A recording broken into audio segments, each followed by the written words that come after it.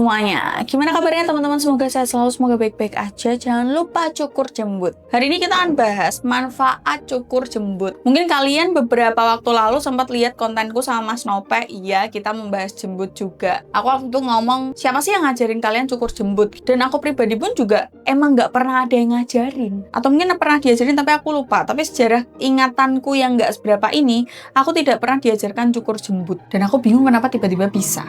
Bahkan banyak teman-temanku yang tak tanyain, kamu pernah nggak diajarin cukur jembut? Mungkin dari sekian banyak baru kayak 1-2 itu baru iya aku diajarin, atau iya aku ke klinik, kayak gitu-gitu. Tapi rata-rata nggak ada yang diajarin. Berapa banyak dari kalian yang mikir, bulu yang di bawah itu, di tengah-tengah kaki itu harusnya diapain sih? Ini bener nggak sih harus dicukur?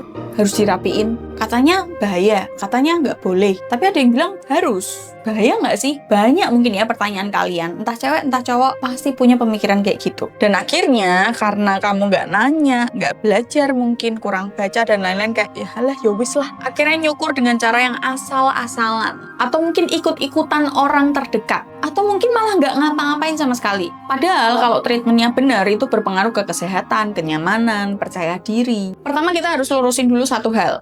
Rambut kemaluan itu sebenarnya punya fungsi. Iya guys, semua yang ada di tubuh kita harusnya punya fungsi. Tuhan menciptakan seperti itu. Termasuk gamblis itu juga aku udah pernah bikin videonya. Pertama, rambut kemaluan itu bisa mengurangi gesekan, bisa melindungi. Jadi nggak gampang langsung masuk, misal ada kotoran, bakteri, debu, apa segala macam dari celana dalam, residu bekas cuci baju, mungkin kalian pakai yang bubuk atau yang apa, itu nggak langsung masuk. Jadi bisa disebut juga melindungi. Terus bisa membantu menjaga kelembapan kulit. Jadi kalau kalian ilangin habis-habis gitu kan, ya udah gitu, nggak lembab. Nah, si rambut ini fungsinya juga membantu menjaga kelembapan. Jadi sebenarnya rambut yang di bawah di antara kakimu itu bukan sebuah musuh, itu bukan benalu sebenarnya. Tapi masalahnya akan muncul ketika itu dibiarin lebat, gak dirawat, gak dirapiin.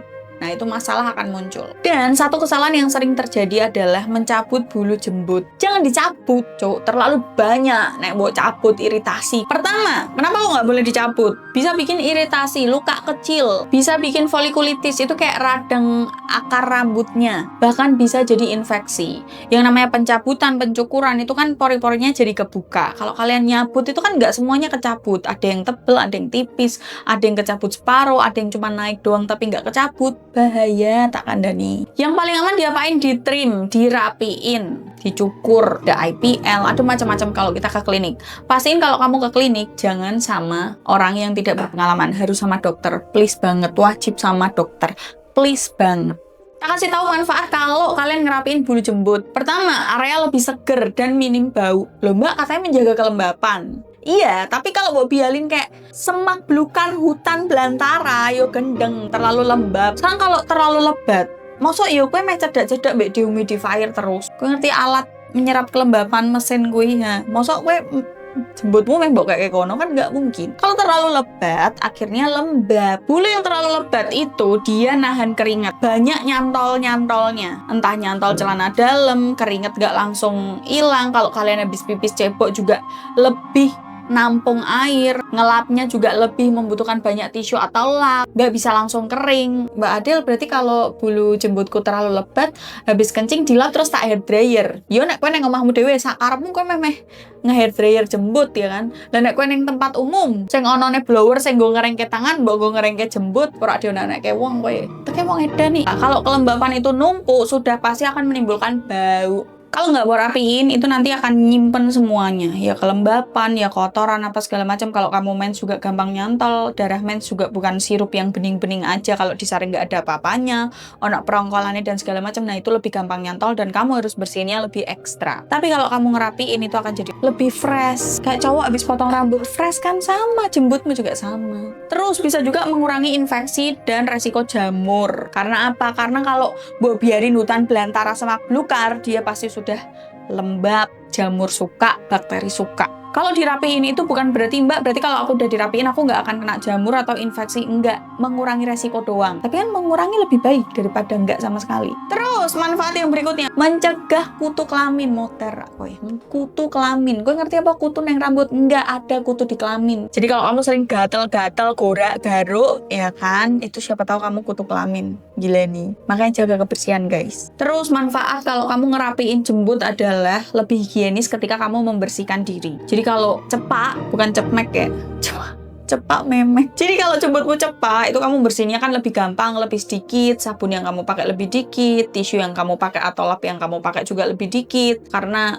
gampang keringnya. Terus kamu akan dapat nilai plus, yaitu kepercayaan diri. Ini efek visual, dimana kepercayaan diri akan nambah ketika ada di depan pasangan gitu ya. Bayangin, nah kayak udah di depan pasanganmu, jembutmu dowo banget, gila nih mambu san kemproh. Ujuk-ujuk nang ono tumone itu. Coba dibayangkan. Gila nih, kemproh. Buat kalian cewek-cewek, padahal cewek-cewek di dalam jembut itu kan ada hal terindah gitu ya. Ketutup mbek jembutmu tak kandani. Terus buat cowok-cowok, kalau kalian ngerasa manukmu cili, coba jembutnya dicukur dulu. Siapa tahu cili itu karena ketutup jembut. Manukmu sak mene, jembutnya sak mene. Ketok rak manukmu? Ndak toh, ngandelo cukuro ben ketok manukmu. Tapi buat kalian harus memperhatikan caranya untuk cukur jembut. Aku udah bikin videonya, tolong ditonton dengan baik, dengan seksama. Tolong dituruti aturannya. Karena apa? Kalau kalian salah caranya, yang ada bukan menyenangkan tapi jadinya masalah. Iritasi, gatel, beruntusan, tiba-tiba ada rambut mendem, dan semua itu biasanya terjadi karena apa? Pisaunya kotor, pisaunya tumpul sembarangan, malah mungkin ganti-gantian atau buat cukur habis. Tapi bukan treatment. Kalau treatment itu emang dicukur habis, ditembak gitu ya, nanti dia jadinya tipis kayak kita belum pubertas, jadinya kayak gitu kalau di treatment. Tapi kalau cukur sendiri kalian mbok cukur pelontos, siap-siap gatel. Jadi ini tips dari aku, kalau kalian mau cukur sendiri di rumah, pakai cukur yang sekali pakai. Mbak eman tombal lagi tak nggo cukuran sekali terus tak buat kemproh wis tak kandani. Sekali pakai aja, jangan sampai kalian pakai pisau karatan. Mbok diemin lama di kamar mandi. Gonta-ganti. Aku kadang ngerjain bojoku gitu habis cukur jembut, nih saya mau cukur jenggot, pakai ini dulu aja. Kan habis itu dibuang. Nyukurnya pelan-pelan, nggak usah buru-buru srat. Mbak, aku pakainya feeling, nggak usah feeling-feelingan. Ya, nanti kalau luka repot. Terus, area jembutmu itu juga adalah bagian dari tubuhmu, dimana harus tetap di skincarein. Jadi setelah dicukur, itu juga harus di skincarein, pakai pelembab. Aku sih biasanya gitu. Sekarang aku mau nanya ke kamu pilih mana? Dibiarin alami semak belukar, hutan belantara, atau dirapiin, atau dicukur habis? Dan alasannya kenapa? Tulis di kolom komentar. See you next video.